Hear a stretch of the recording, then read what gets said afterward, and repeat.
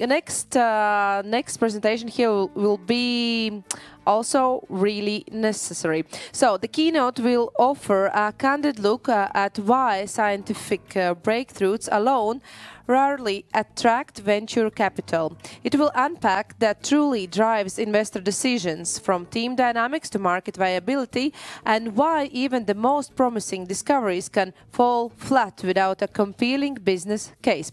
So attendees will gain practical insight into how to align innovation with investment readiness. Sigvards Krongorns, please, I welcome you on the stage.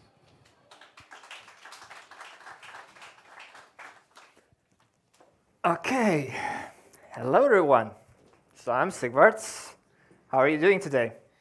Still alive? Yeah. Motivated? Okay, so I'll try to be brief. I'll try not to bore you too much. And one of the things what I will try to do is give you as much as honest as possible information, because first and foremost, you'll see that, well, yeah, you can see the outline, but more importantly, first and foremost, who am I? Right? And so why I'm here. So my background is that, and by the way, I'm not a scientist, I'm not a doctor, so I'm one of those dumb business people. That being said, I was a health tech founder many years ago. 9 years ago, I had this beautiful idea that I can change the world, help people, make it better, make it more healthier. And boy, do I was naive, right? I went to investors, built amazing products. By the way, the company is called Casprint. Nobody needed to use it. It dealt with 3D printed casts, but if you had, hopefully you had a good experience. But anyway, the company is still operational. But yeah, 4 years ago, I left the business because I realized that, well, how can I say it better? Let's be real. So what it makes is that just out of, let's say, impact and vision, you won't get actually rich and you won't actually make anything of a living. So that's why I came to the other side of the table, which is investor. So I pitched to many investors, and I joined Verge. And so what is Verge? Just to give you a context, again, is that we invest in healthcare companies, startups, early stage, across the globe. So we have invested over 60 companies across all continents. Some are richer countries, poorer countries from Africa, Latin America, Europe, you name it. In Latvia, officially 0, unfortunately. Hopefully that changes soon, but currently, yeah. And to give you another broader is that why I'm here is that we invest both deep tech as well as health tech, right? So in that sense, now one thing to consider is that what we don't invest in, and I'm sorry for the molecule people here, we don't do biotech. So take my, let's say, advice and experience with a heavy grain of salt. But that being said, so what do investors want, right? When you think about, okay, you're going to cure cancer, or you have built this amazing, I don't know, material, or the next groundbreaking, I don't know, space technology solution, and so forth and so on. And of course, the first and foremost is that, well, you're a scientist or you're a founder, and you need money. And if you don't have a rich uncle, well, you need to look for one, or you need to find one of those sponsors. So what do you do? And what you do is that you go to these people's investors and say, hey, invest, you're going to make money, right? But the reality is that, so first and foremost, why do you need the funding? And I always suggest is that trying to understand the fundamentals, because different types of investors and different types of stages of the company will have different requirements. And unfortunately, as a first-time founder, that will be the challenge, is that it's not written anywhere, unfortunately. And it's always very in vague terms. So what I like to do is very practically, these are the stages, right? So you have the pre-seed, the seeds, and everything else. And in each section, you will also have the different investors, right? You will have different investors investing in different stages, and they will have different requirements.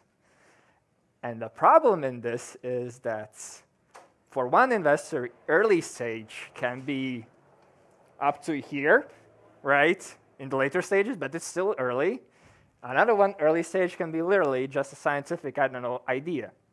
And so how do you distinguish And again, just to give already a clear context, this is where Verge. We play in that section. So for anyone that's building the next groundbreaking deep tech sensor, I don't know, biomedical device and so forth and so on, so we usually say we are okay with technology risk, we are okay with some team risk, we're okay with market risk, but we're not okay with science risk. So the science needs to be covered by grants, particularly in Europe. So, and then another part, which is, and kind of it's already obvious, but just a reminder, is that the smaller the check, the faster the decision, right? And the bigger the check, the longer decision. So, and again, to give you a context, by the way, are these terms more or less understandable, like these types of investors, like business angels? Yes, no? Yes? Or no? If I can explain as well. If not, then essentially angels, private money, VCs, PE, and so forth and so on, these are just funds, right? Other people's money.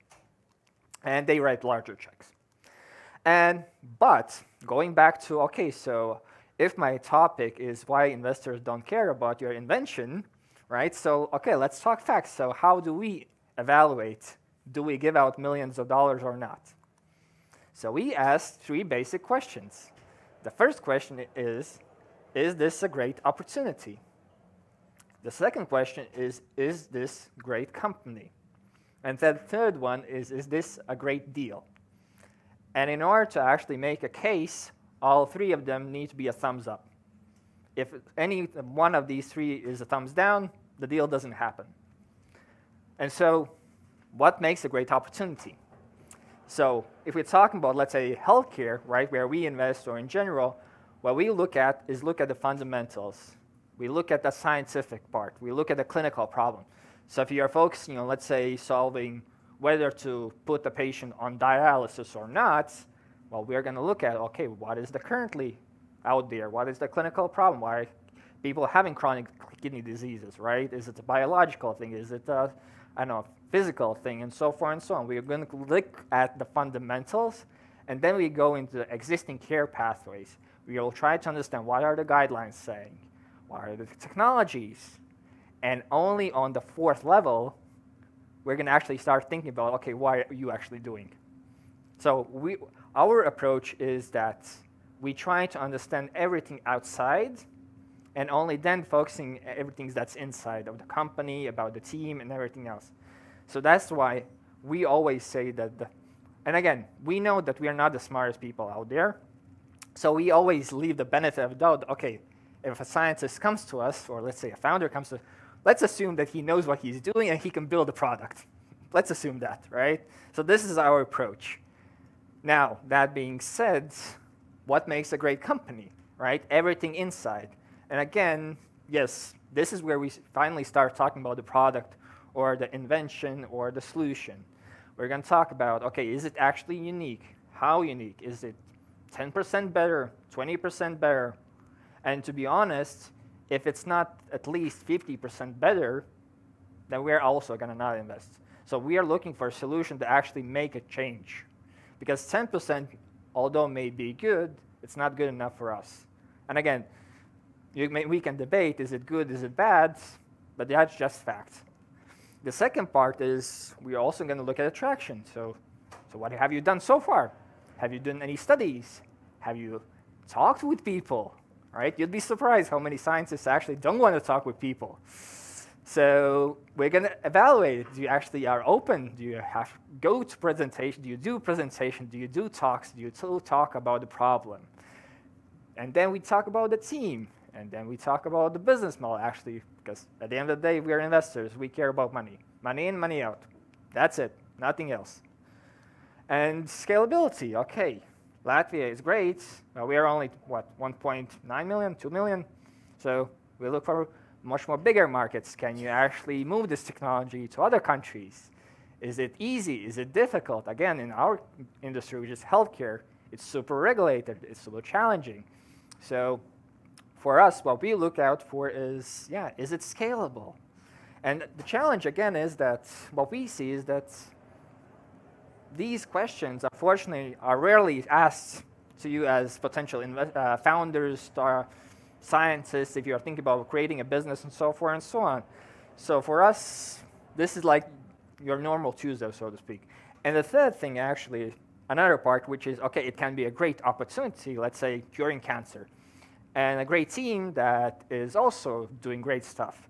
But the problem is that the deal also needs to make sense. So what are we talking about?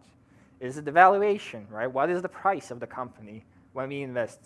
What is the round size? How much do you looking for? How much we going to get? Who will be the next investors, right? It will be an equity round or it will be a convertible round. What does the transaction look like? We're going to look at, okay, who is going to be the next investor? Do we know them? Is it pharma? Is it traditional medtech? Is it biotech, right? Who will be in the next stage investor? Because also what we do is when we invest, we already have lined up at least 10 to 20 investors next who will also start monitoring you so that they, once you already have reached, let's say, the next stage, then essentially they can invest, right? So we are de-risking these sorts of things already before actually committing the first investment or not. Again, this is how we work. And of course, the final part is that how we as investors make money by exiting, right? So who's going to buy us out? Again, it's like simple questions. So who's going to buy us out? Is it pharma? Is it medtech, right? And I know that for founders, these questions, because you have a lot, millions of other priorities, but in order to understand how investors think, these are the questions we ask. And you can, again, see from these questions as well as before, the invention actually was just, I don't know, 10%, maybe 5% of the equation, and that's it. So that's the harsh reality. And of course, yeah, comparables, but that's a different thing. And so one of the things that always ask, okay, so what do investors actually do, right? So how do you make sure that when, let's say we meet today in a conference, when we talk, so how do I trust you? How do I know that you're for real? Well, one thing is that how do we learn about things? Well, first and foremost is that we read a lot. And essentially that's our main job is we read and we gossip. In simple terms. Now the challenge is that there's too much noise out there, but yeah, investors like to talk. So when I will meet any of you, I'm going to go afterwards to other investors investing, let's say, in a similar space, and I say, hey, do you know this person? Have you seen them before? What do you think about them? And so forth and so on, right? So one of the challenges sometimes for young founders or, let's say, idea authors is that, so when do you need to talk with investors? And I say, the sooner the better, because one of the things is that I like, and this is actually a quote by another famous investor, is that investors invest in lines, not dots, right? So if you, for example, I meet you today, and I meet you for the first time, so that is just a dot, like a snapshot, a picture, right? And you can say, yeah, well, we'll building this product and so forth and so on, which is great. But then the question is, okay, what did you do before? Well, we did this. How can I be sure, right? However, if, let's say, after a couple of weeks or a couple of months, I meet you at another conference or meet you over coffee or you send me an update email, then I see, okay, the person's still alive. They're still doing something, which is great already, and they show progress. They have learned maybe, they have maybe failed, but that's a second, let's say, dot. And if you have like 2 or 3 dots, what do you have? A trend. So that's why investors invest in lines, not trends. And of course, my favorite quote is, what I do is for my job is I drink and I know stuff. That's about it. Nothing else. Again, if any investor is saying they're doing anything else about excluding writing checks, gossiping, and drinking, they're lying. I can assure you. So what should you do? Well, there's a reason why you have these logos. And again, I know that deep tech founders and scientists and in general people, us particularly in this part of the world, we don't like to brag. But unfortunately, that's one thing what you can do is, and actually I'm super, super surprised that actually it's underutilized, is talk with journalists, scientists, scientific journalists, or startup journalists, because they could be your best source and potential allies for both knowing what's happening in the industry, knowing other, let's say, competitors, or maybe even, let's say, potential complementary solutions, other startups, or maybe even investors. Because for me as an investor, my best sources are journalists. What I usually do every couple of months, I chat with a couple of my a couple of journalist friends. I just say, okay, so what do you see? Who's interesting? Who's doing what, right? Because me, that's information. So if you're on the good side, on journalist side, then essentially, who knows, maybe they sometimes will recommend you also for investor. And yeah, you'd be surprised. Nobody's using that. So use journalists. Be friendly to them.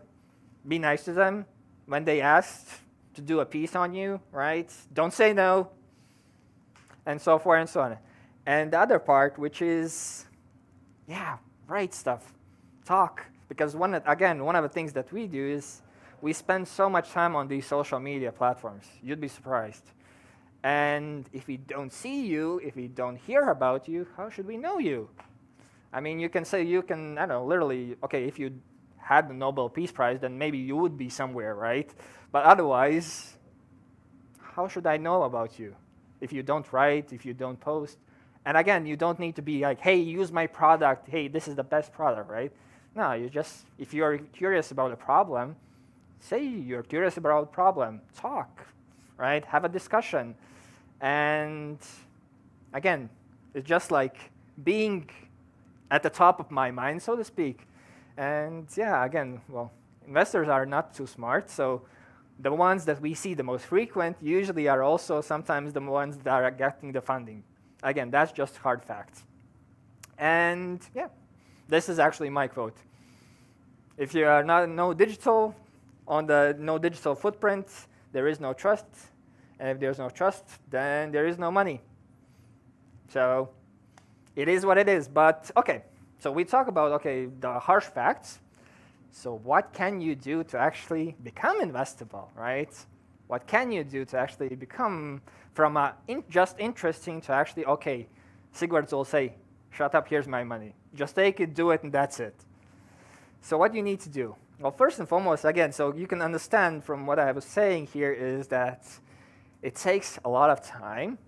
And one of the things is that, yeah, if we don't know you, how can we trust you to give you $1 million or euros or whatever? So trusts, what you can do is build it over time. And how you do it is by sticking around, sending updates, being present, not being shy, right? And again, what I can highlight is when I was a co-founder many, many years ago, is I did the same mistakes. I was, okay, I need to focus on my product. I don't need to brag. I don't like to write stuff. I don't want to post on LinkedIn and whatever. It's all BS. Well, that's why I'm here now. I wasn't the successful founder. So take it learn from my mistakes, as they say. And yeah, if you don't have traction, right? And the funny thing sometimes about traction, people will think about, okay, I need to earn money and something like that. Well, actually, for deep techs, traction also can be, have you spoken actually to any clinicians or any scientists, any potential customers? If you're working on a, let's say, solution with, I don't know, potentially selling later down the road to industry players, okay, have you actually talked with them? Have you called them? And again, you'd be surprised how many scientists or, I don't know, founders actually don't talk with their customers. So please do. And that also can be your traction in the early days. How many people you've spoken to? How many said no to you? How many said, actually, maybe call me back in a couple of months once the product's ready, right? Because that's, again, just shows me as an investor that actually you're willing to go out, actually do something, and actually try to build a case. And yeah, well, look, another part which is, well, what I can say about this is that, yeah, we're just dumb. So please help us understand the space you're working at, right? So, and you need to sometimes help us educate, okay, why is it a problem? Again, I mentioned this dialysis challenge. So, okay, I'm a health tech investor, but I still don't know, okay, so what is the problem with dialysis solutions out there, right? I know, yes, chronic kidney disease is a big problem, right? And it has been a problem for what, hundreds of years, thousands of years? Nothing has changed. Why? Help me understand. What are the solutions? Why are you this company? Why is unique your product? Yes, there are millions of biomarker devices out there. Why? Right? So again, there's a lot of this patience. So you need to be patient and actually explain what you do. And all of this is wrapped actually, for those of you who have actually pitched to investors, to a very nice phrase that we always say it out loud is, oh, sorry, you're too early for us. This is all the, let's say, 3 things is behind how I think, and then I send out this one, oh, sorry, you're just too early. That's it. But in reality, actually, all of these 3 things have been taken into account. So investment process, from my own experience, is, yeah, it's a sales process. It's a maze. And the challenge is that, and again, these numbers are from our fund. So we, on average, plus minus, seed 1,000 companies per year, right? And we invest only 5 to 10 companies. So you can do the math. What are the odds, right? And however, what you can do is that, again, as I said, if I already known you, and after 6 months you're still alive, and still are positive and want to change the world, okay, that's a big sign that actually maybe there's something there. If you're still alive 12 months, maybe actually I will be curious, okay, what's wrong with you? Why are you still doing that? And then maybe actually you will convince me that actually this is a problem that you're really very much trying to sell.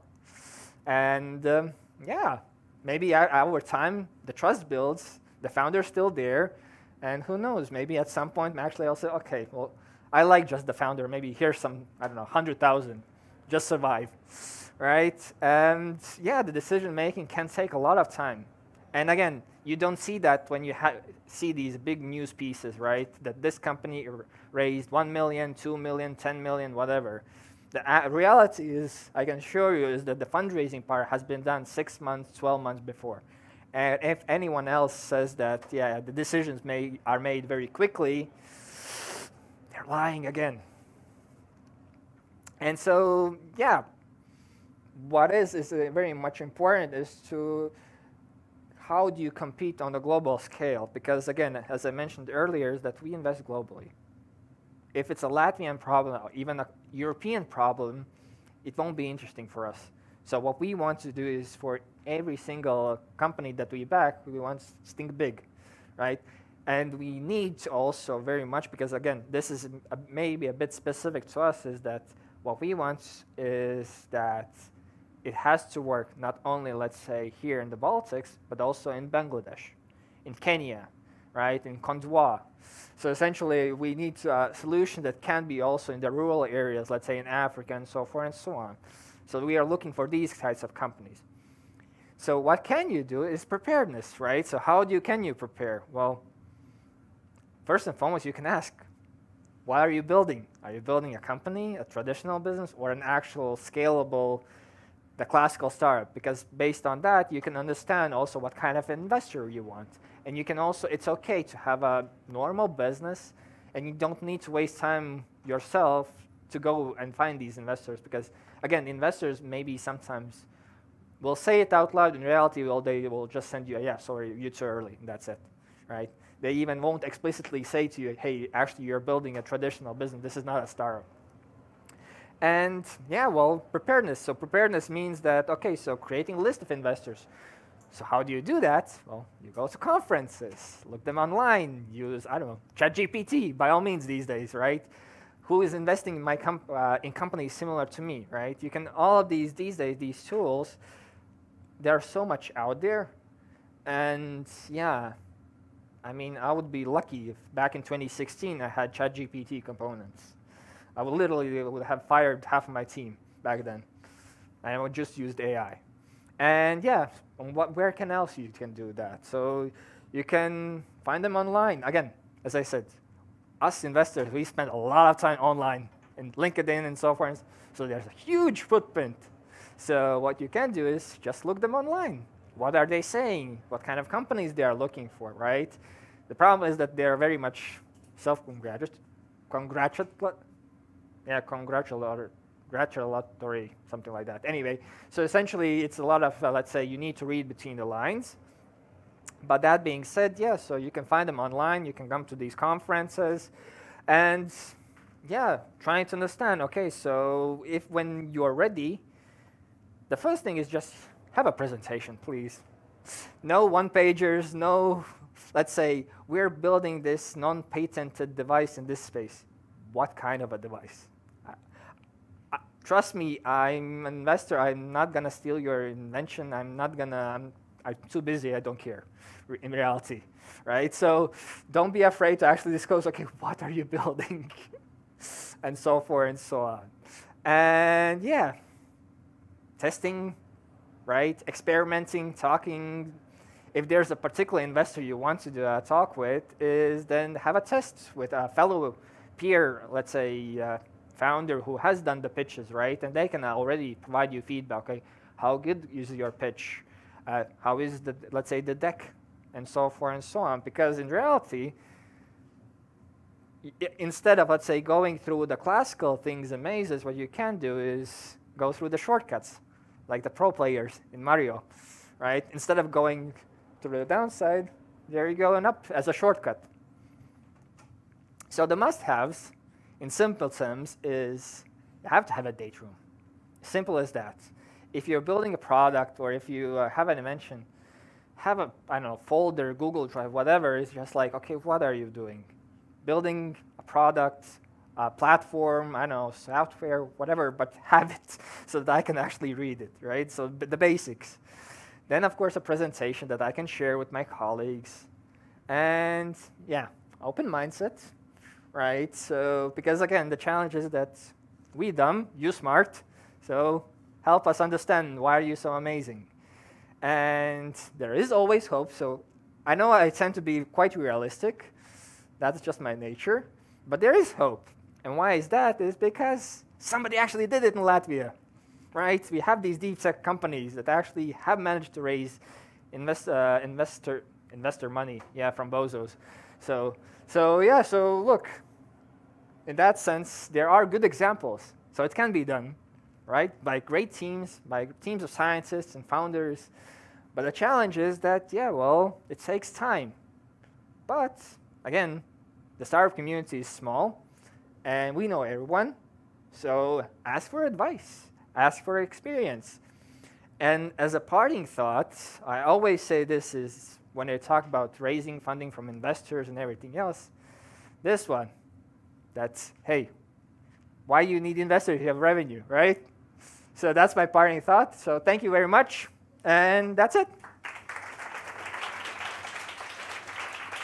Thank you very much, Sigvard. Do you have any questions, please, in the audience? No? Too depressed? Too depressed. Okay.